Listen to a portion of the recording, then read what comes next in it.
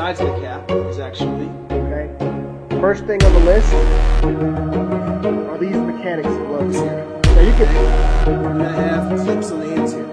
Now usually what happens is I usually use the Camo Review.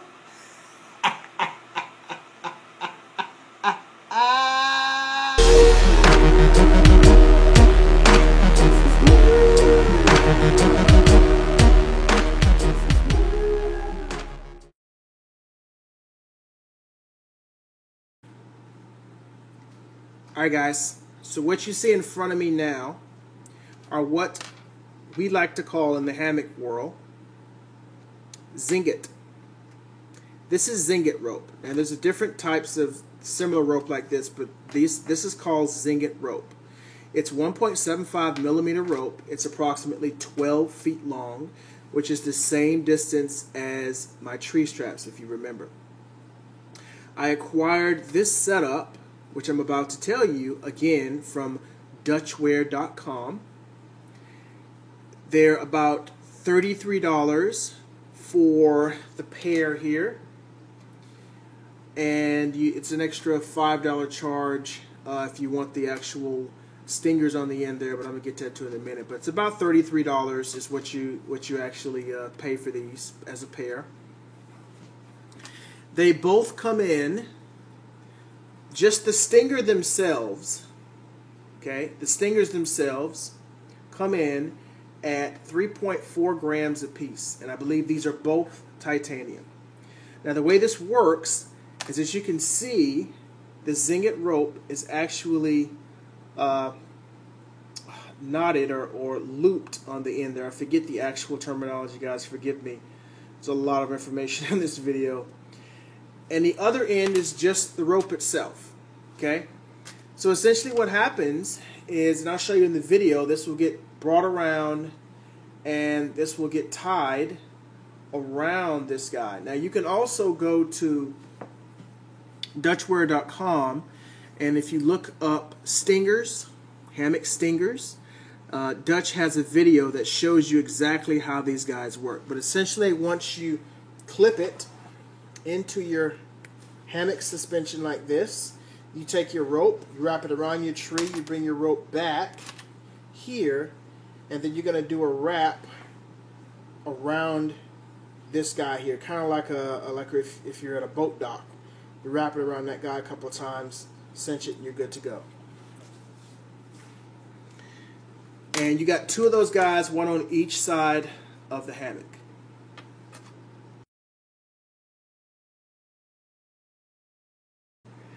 Now the next thing that is so cool to me, guys, are my tent stakes here.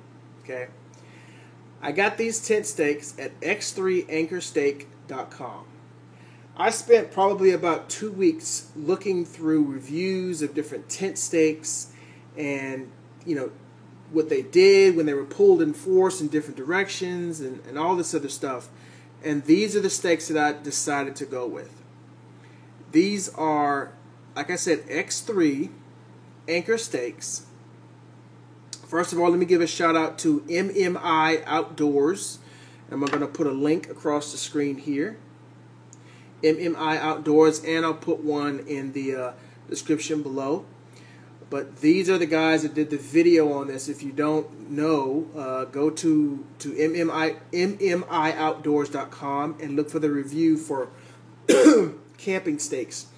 They did a fantastic job of going through probably about 10 different stakes that shows you basically what stakes done if you get them in the ground, and how you get ready to pull them out, and the different forces and how they break depending on the different manufacturers of the stakes.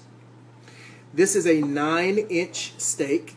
You can get them in different sizes, I believe. You can also get this in 12 if I'm not incorrect. I may be incorrect on that, but this is a 9-inch stake here that I have.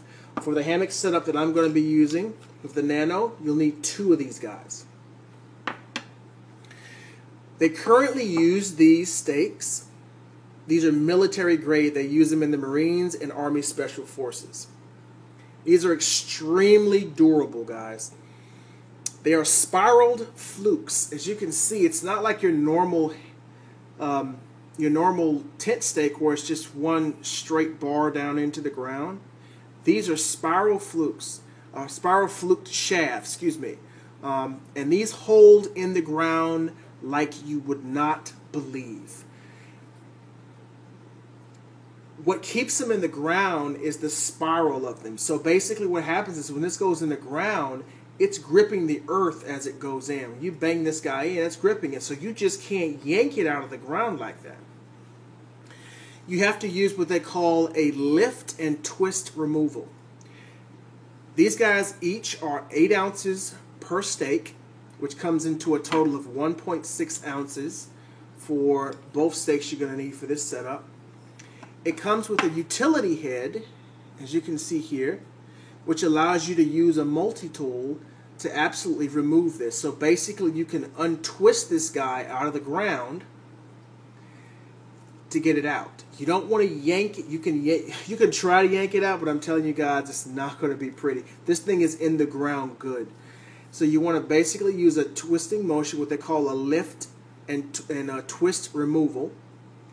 And you can use a multi-tool or a wrench if you have it to put on this guy. Just unwrench it out of the ground. You can also wrench it into the ground with this end also. Now I said the wrench end here actually fits a a half-inch hex. So if you're camping, you're not doing a backpacking trip and you're camping, if you bring you a half-inch hex, you can use that half-inch hex to actually screw this in the ground. It is extremely secure, and use that same hex to actually get it out of the ground. Love, love, love these stakes, guys.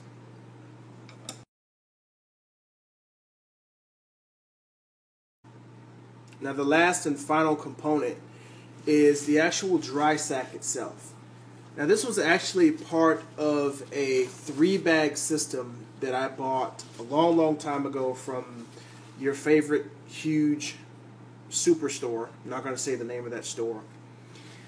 But basically this sack is 7.75 inches wide by 13 inches high. So it's a 7.75 inches by 13 inches. It weighs in at about 6.91 ounces. It is an Outdoor Products dry bag. So you can go to outdoorproducts.com and it will actually be part of a 3-bag system that you guys can check that out. It's compact and it has a roller top. So it's essentially just like if you wanted to use it as a bear bag, you can actually roll this guy down, okay, and then you can cinch it closed, which keeps everything in the hammock very nice and neatly and compact. It's made of polyurethane waterproof coating. So this thing is also waterproof, and it keeps everything in there all nice and bunched up. It's made of ripstop fabric. It's double stitched, and it's watertight taped sealed. So at the seals here, it's basically a water tape, so of course that accounts for the fact that it's waterproof. Very nice, guys. I've actually used this a lot. I probably in the 5+ years that I've hiked it, this has been part of my kit, whether it's day hiking or backpacking. And you can see here where I've had to actually stitch it back. But I love this bag, and it is a very, very, very durable bag. Love it, love it, love it.